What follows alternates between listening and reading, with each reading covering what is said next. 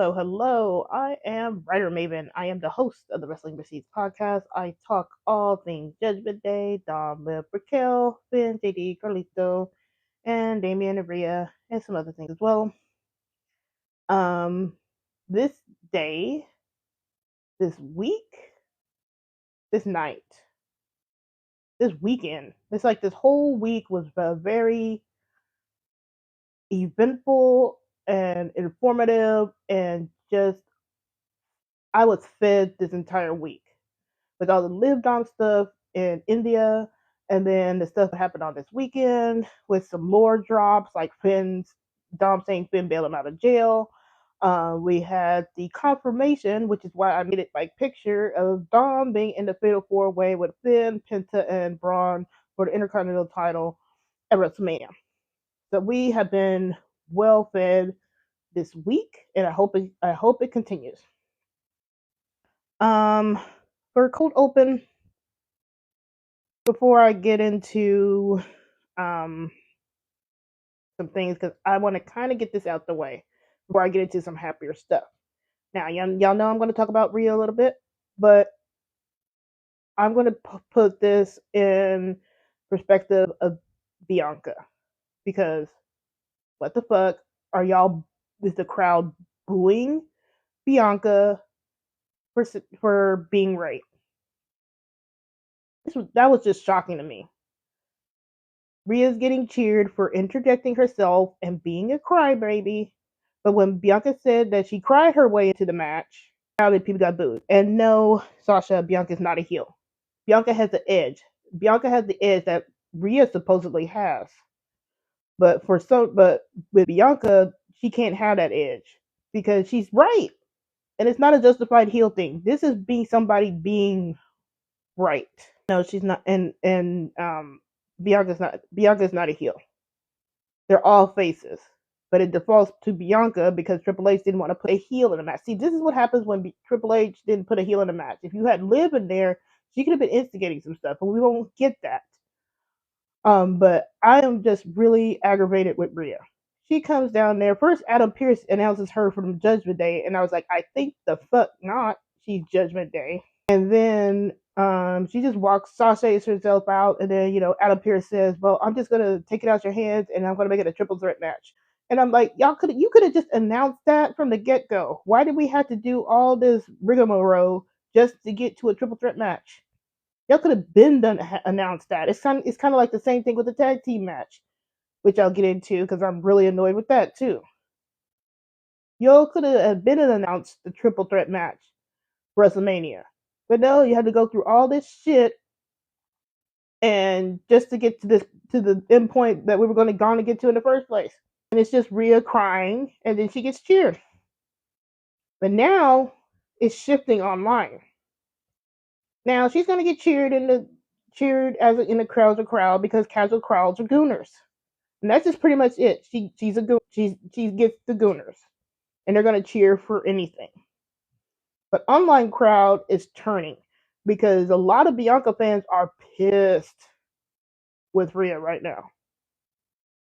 And I can't really even say I told you so on this one, because this one is more of a justified annoyance and being mad at the whole situation. Like I can't be too saying like I told you so with Bianca fans. I can tell you I told you so as it relates to the match result, like Rhea double stacking, and Bianca, I can say that.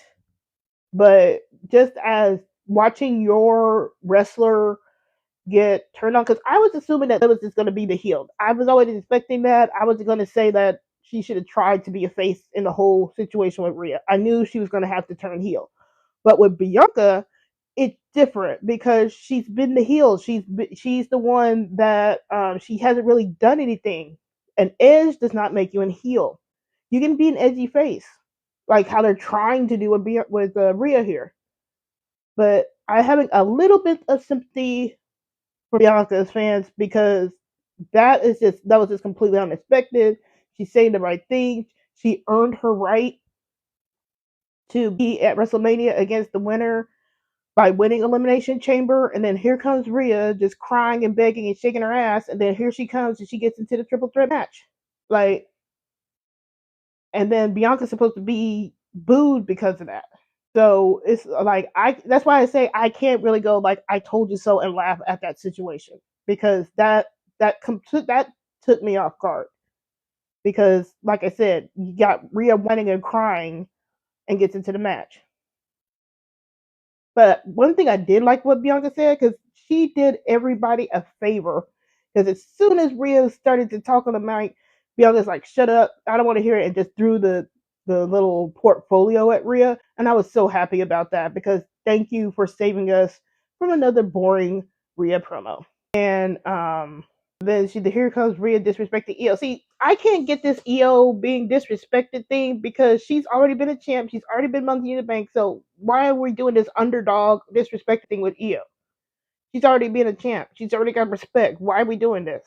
That's why I can't connect with this whole thing. The whole storyline is fucked up. But that part I really don't get. And then she finally stood tall by drop kicking Rhea and Bianca, and it looks like Rhea busted up her nose. And I'm like, Rhea, are you gonna just stay getting injured? Like, that probably is an accident, but like I'm like, I mean, are you just made of glass? Are you just gonna keep getting injured with this from that drop kick? But anyway, I just wanted to get that out the way, because I find it hilarious that that whole little segment, which is that was just they relegated the whole women's championship match to one little segment, and then they were gone. You didn't see nothing throughout the show. You didn't see anything else. It was just that, and they're gone. The whole storyline sucks, and I'm still gonna do my embargo of that match. I'm not watching that match. I'm not gonna commentate on that match. I'll just be there to say I told you so. Read double stacks.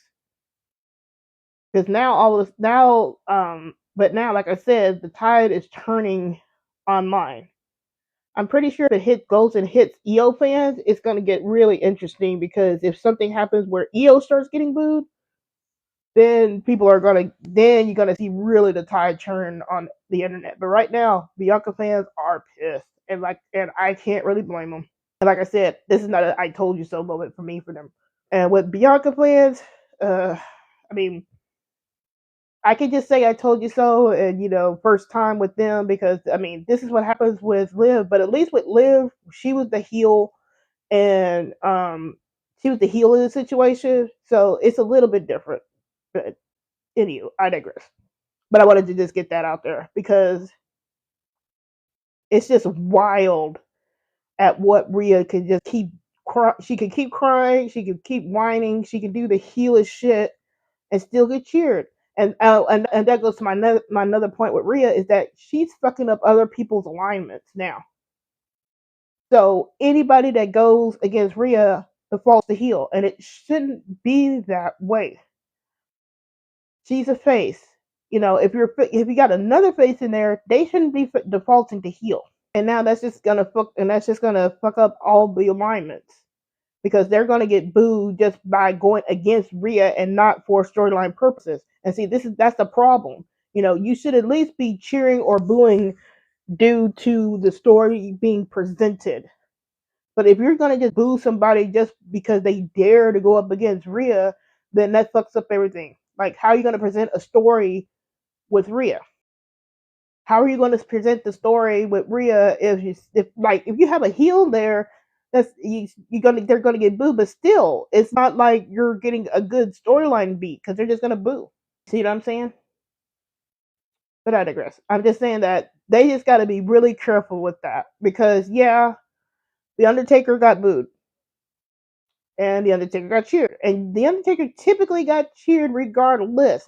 But at least the Undertaker could play his character. When he needed to get booed, he would get booed.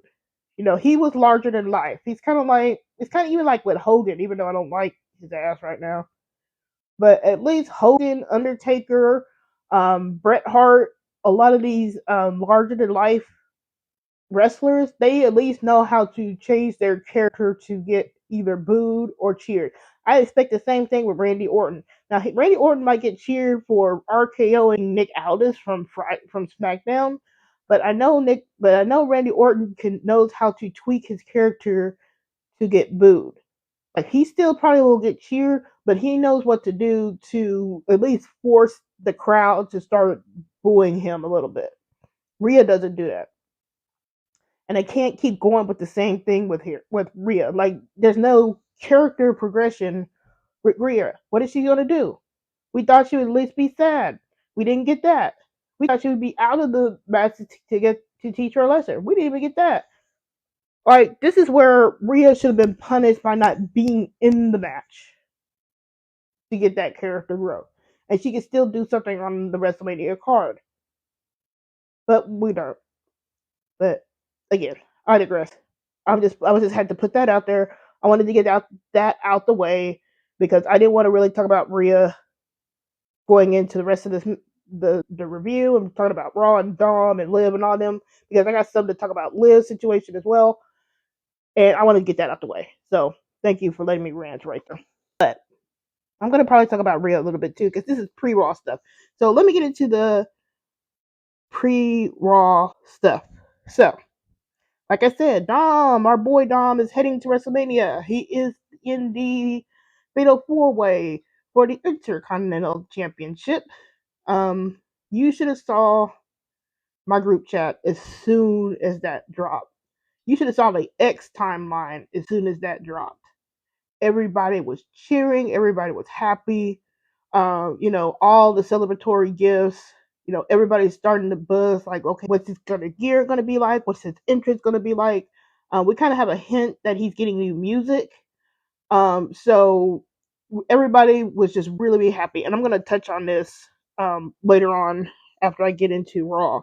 But we were just super happy that Dom is going to WrestleMania, going for his first single title on the main roster, and it's not something that he's attached to his dad, Rey Mysterio. So those are some big things for Dirty Dom. Also, with the lore drop of Finn bailing Dom out of jail, I'm going to come back to Rhea. This is not Rhea herself. This is her stance right here now. Now, we had a lore drop from Dom saying that Finn bailed Dom out of jail. Y'all remember when Dom got arrested at Christmas time in 2022? Well, Dom in one of the India interviews, like when he was doing this media blitz with Liv, said that Finn bailed him out of jail. And Rhea fans were in their feelings and extremely upset, calling Dom out his name, saying he's lying, saying, "Oh, Rhea bailed Dom out of jail. Why is he lying? Why are they trying to change the story?" And I'm like, Rhea, they've been changing the story for Rhea, but when it's going around to Dom, y'all have a problem with Dom potentially changing the story? But here's the kicker. Dom did not lie. Dom did not change the story. Dom did not retcon anything. You want to know why I know he didn't retcon anything and he didn't lie? We are going to go back to Raw Talk on January 2nd, 2023. This Raw Talk is on Peacock. And if you look around on the X, somebody posted the clip.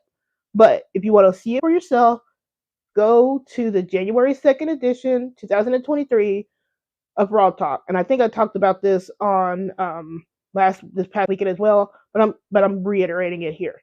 Go to that Raw Talk. You will see Finn and Damian talk about what they had to do to get Dom out of jail. And they bailed out Dom with the help of Tony. Now, I've always said this is Tony D'Angelo, which is why Dom and Tony D'Angelo always have this little bit of a connection there. But it was Finn and Damian that bailed Dom out of jail. Rhea was there when Dom got out of jail, but she didn't bail him out. And there's a difference.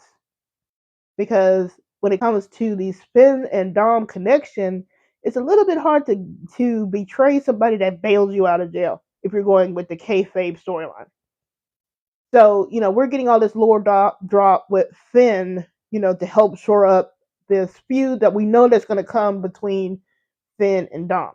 But the way people just said the Rhea stands were just like, he lied. He lied. He lied. They're changing the story. And then when we presented the evidence that no, Dom is not lying, they still wanted to double down. And I'm like, okay, fine, bet. Tell me where Dom said that Rhea bailed him out of jail. Crickets. To this day, nobody has been able to produce any kind of interview or video where Dom said Rhea bailed him out of jail. So, you know, you can always have your own head canons, your own theories. Like I always have my theories with the Liv and Dom stuff. Like y'all know me, y'all know that my theory with Liv and Dom is that Liv and Dom hooked up after Dom lost the North American Championship the second time. That's my thought process. If it comes out that they didn't, maybe they hooked up earlier or later, then I'm just going to have to accept that because that's been put as the official story. But I have my own head canning right now because nothing has been said about exactly when Liv and Dom hooked up. So I can say, like, hey, I think they hooked up like right after Dom lost the North American Championship for the second time because he was upset about Judgment Day not being there for him. So I could see them hooking up at that point, and Liv was on her way to get back to the WWE. So it kind of tracks right there. But if storyline comes out where they looks like they hooked up earlier or later, then you just have to accept that. So it's just so hilarious to me. Like people got really in their feelings because of what Dom said.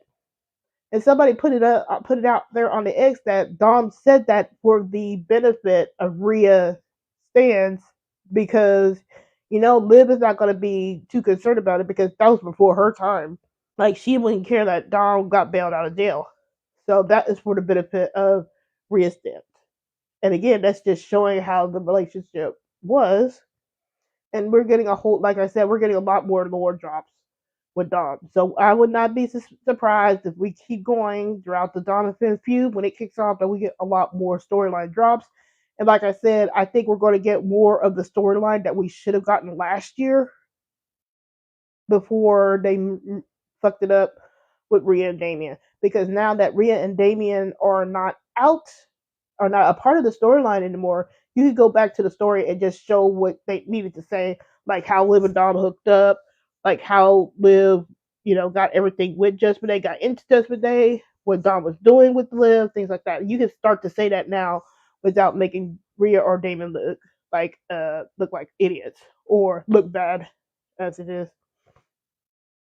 And another thing with the lore drop, like people were just saying that Dom was lying, but people were saying like, well, are you going to say that Finn and Damien, the fellow Terror Twin, is lying? Because Finn said that he helped, connect everybody up with Tony. So you can't just be selective in saying who's lying. If Dom is lying, then it means Finn and Damien is lying, and Damien's the Terror Twin. So you can't pick and choose like who's lying here. But anyway, that was just my hilarious thing of the day because people were just and they were just really in their feelings about that. Like he was there when she was there when he got out. Like why does it matter that so badly that Finn bailed Dom out of jail? If anything, this is just showing the connection between Dom and Finn. Y'all are making it about Rhea, and that's probably the problem. And that's the problem right there. Anyway, um, um, um, um, let's see. Let's go Raw. I've already talked about Rhea, so I'm gonna pass all this Raw Women's Heavyweight Championship. Let's go to the clubhouse. Carlito. We see Carlito on the screen, and Carlito was super happy that he's a part of 2K25. Good old Uncle Carlito. Now, you see we see Dom, Liv, and Raquel talking because Carlito was there when Finn rolls up. And then Finn is shocked about Dom being added to the match. And you can see in his face that he doesn't like it. And he was saying that he didn't know Dom didn't wanted the title. And then Liv said that she asked Scrap Daddy, Adam Pearce, to add Dom to the match. And, Finn is all shocked and, you could tell that he's upset about that. And then Liv says that it doesn't matter who brings home gold to the Judgment Day. So Liv is really forcing Finn's hand. Like, no matter who brings home the gold, it's either Dom or Finn. It doesn't matter as long as they bring home gold to the Judgment Day. And then we get the biggest neg with Finn saying that, oh, everybody thinks Dom is a loser. I'm like, what? I was like, okay, you need to just get kicked from Judgment Day now, post haste, because when I catch you, Finn, for saying all that shit, I'm putting you up there with Ray right now. If I'm going to start if I keep calling Ray his full legal name, like Oscar, I'm going to start doing the same thing to you, Devitt, because he just was negging Finn, but peep Dom's face when Finn was negging, and peep Liv's face when Finn was negging Dom. If looks could kill, that woman is zeroed in on Finn, and she is tired of his shit. She was killing him with his eyes. Like, he would have been dead if if looks could kill. And then he walks off, and then Carlito is just being his crazy self, and then Raquel couldn't believe it to close out that segment. But yeah, that is really showing that tension, and that again, this is just more of Finn writing himself off from the Judgment Day. Now, people are saying that this could be either maybe making Liv and Dom, possibly Raquel, as faces in this, but I don't think so. Yeah, Dom is being presented in a sympathetic light, but Dom was also being presented in a sympathetic light with Rhea and Damien, and look what happened there. Dom is going to do something to go triple heel. He knew how to go heel at SummerSlam with Liv. He's going to go triple heel at WrestleMania, and he's going to figure out how to do it. And like I've said in my group chat, he's going to probably have to do something vicious to go heel, and that's either concerto, something. It has to be something significant, because he needs to get away from the emasculated role where everybody thinks he's a loser and stuff like that, and he has to reestablish himself. Like, the emasculated gullible role is okay because he's trying to do his planning in the shadows, but now he has to do something now to step out of that role and then step and become a leader of La Familia or Judgment Day. So something big and significant is going to happen, and I think it's going to be vicious. But yeah, just because Finn is looking like an asshole now, but remember, Rhea was looking like an asshole, Damien was looking like an asshole, Ray was looking like an asshole, and Edge was looking like an asshole. So whenever somebody goes against Dom, they all look like assholes. It's just that Dom knows how to flip it where they look like to be a face, and he stays heel. When Dom turned on Ray and Edge, he had a really good reason to turn on Ray and Edge. Ray said that he was going to tag with them, and Edge speared him without apologizing. But who turned out to be the heel? Dom. With Rhea and Damien. Damien was saying he didn't need Judgment Day, and Judgment Day needed him. And then, but everything was going on with Rhea. But who came out as face in that situation? Rhea and Damien. Who was the heel? Dom. It's the same thing is going to happen with Finn. He's going to be the heel. I mean, not Finn. Finn is not going to be heel. Finn is going to turn face. Dom's going to turn heel, because, like, towards the end of the night, when we see Finn, he's not getting that reaction. Like, if he was like a boo, where he's getting booed or something like that, or face-wise, he's not getting the reaction either as a heel or a face. So something needs to happen significantly with Finn to help him start reestablishing his connection with the fans, and that usually means a face turn, because he's been a heel all this time. So that's for the clubhouse bit, and then we get to Lyra and Bayley. Now, I was super disappointed that there was no interference in this match. Lyra won clean, and it's kind of like a roll up, like, small package with Bayley. and she let him clean. There was no interference with Liv or Raquel, and I was at least expecting that. Like, if y'all gonna set up this Liv and Raquel versus Bayley and Lyra match, then where was the interference? You see what I mean about Liv's storylines? Because I'm gonna get into this a little bit. So, um, one second. See, one second. So, with this match, Bayley is showing like she looks like she's turning heel. It was a hint. Now, if Lyra and Bayley end up in the match at WrestleMania, where is Liv's storyline? The storyline will be will they or won't they between Lyra and Bayley. And if Bayley turns, that's the heel turn for Lyra and Bayley, and the storyline of the feud to come out of that. Where is Liv's story? Where's Raquel's story? So once again, Liv is being used to set up a story. Liv has no storyline going into this WrestleMania match. There's no heat. Like, you would think they would be at least establishing a little bit of heat between Lyra and Bayley, so at least there's some heat between all four ladies. So you mean, yeah, you can work the angle with Bayley and Lyra, and will they or won't they, and will they coexist? And then you still can have the heat towards Lyra, towards Liv and Raquel. But there's nothing there. Liv has no story. What's the story right now for Liv and Raquel going into WrestleMania? The only thing we saw, and this was during a promo that was not shown in the United States, this is for the international markets, is that Liv saying that she and Raquel are the greatest of all time. That's it. There's no story. So if they do this heel turn with Bayley and Lyra and Bayley start fighting, then it's once again Liv is being used to boost up somebody else's story and boost up somebody else's storyline, and she has jack shit. Because what does she do coming out of WrestleMania if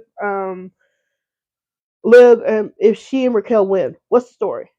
She's just gonna be holding tag team belts with no story. Now, we always said that Becky can come back. Okay, Becky can come back, and maybe there's a feud there. But still, there's no story at this particular moment going into WrestleMania and coming out of WrestleMania.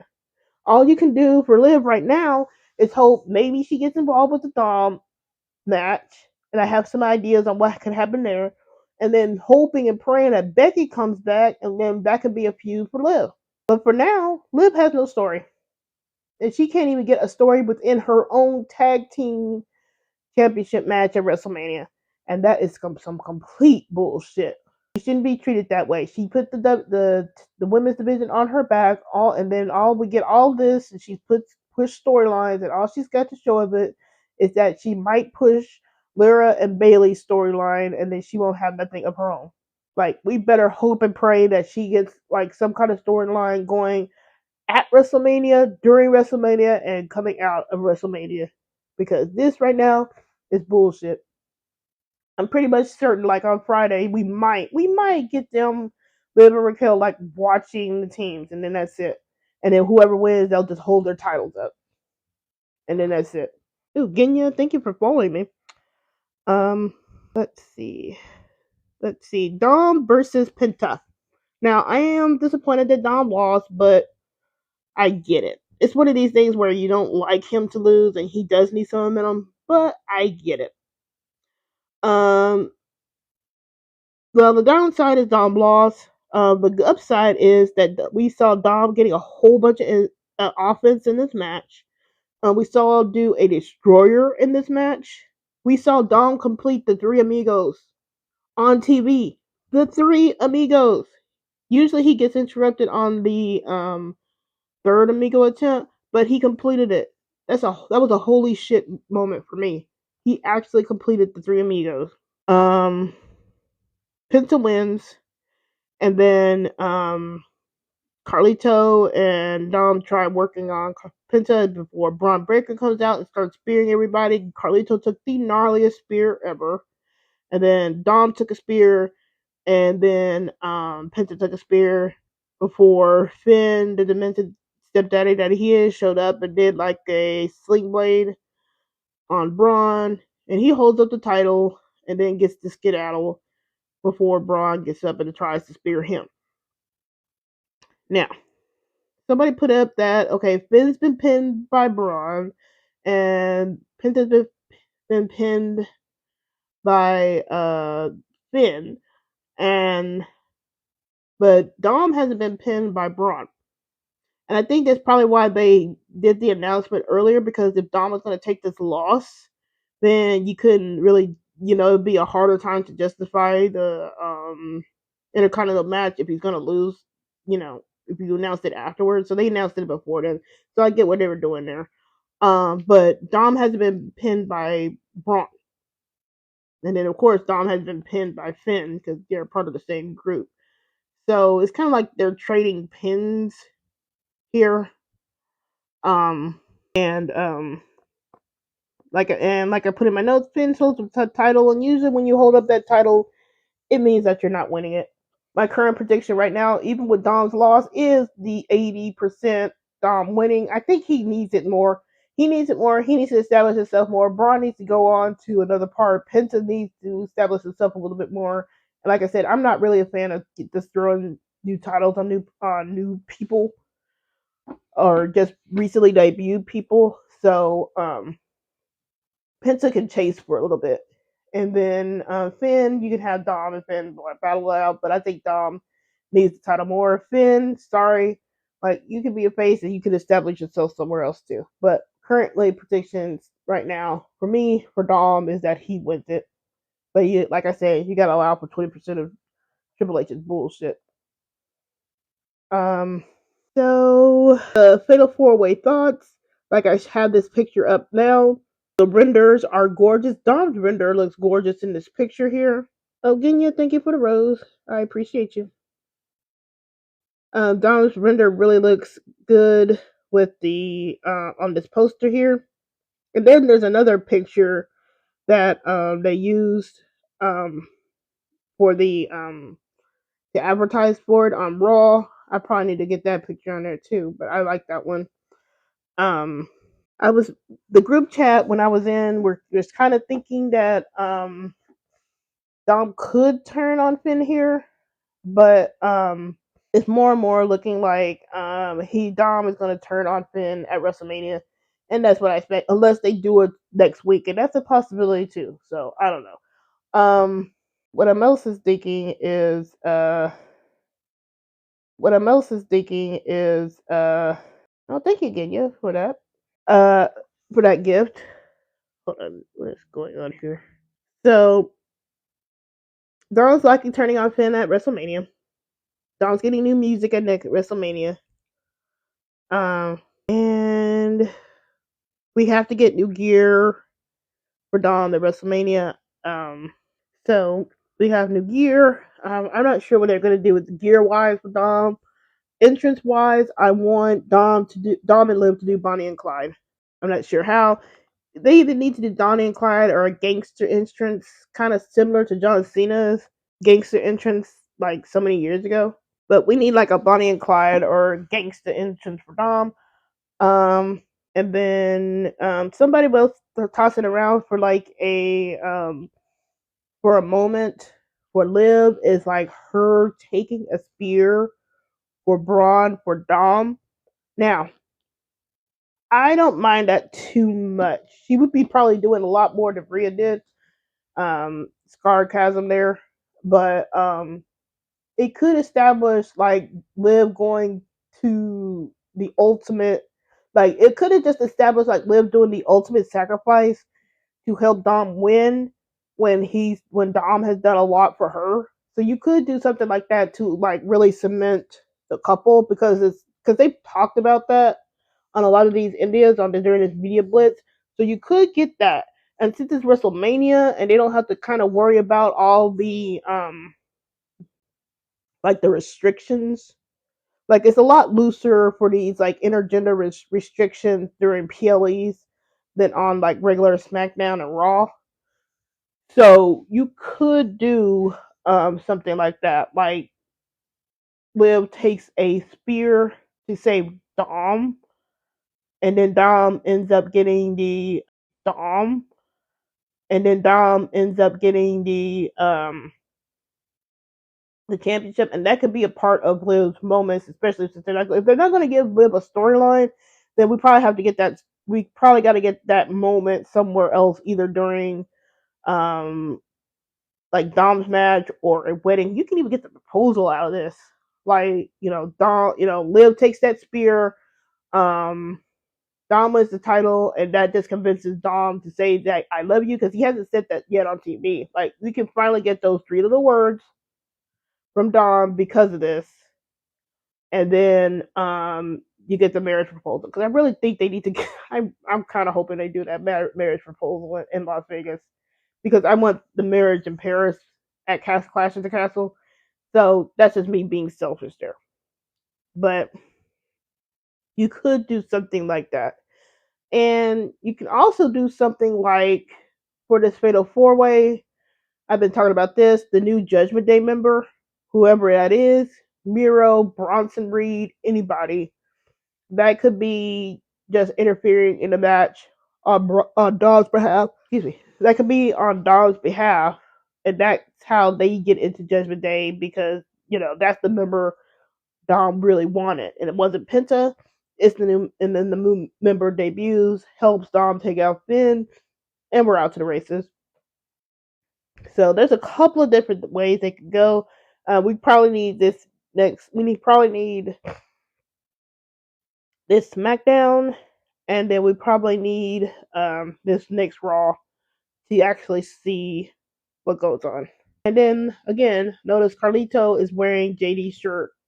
He is still wearing JD's shirt. JD could show up, and we could still get that thing of Dom turning on Finn.